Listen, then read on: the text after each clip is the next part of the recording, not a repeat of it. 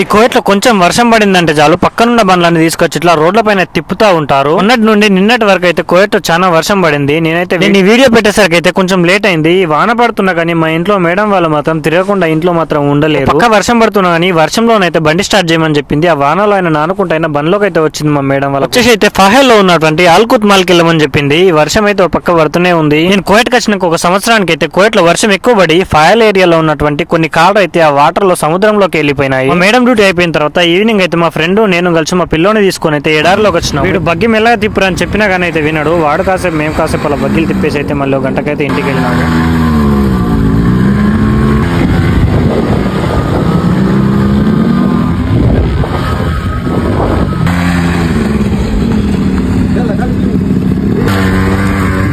మన వీడియోస్ నచ్చితే వీడియోని లైక్ చేసి మన ఛానల్ని సబ్స్క్రైబ్ చేసుకోండి.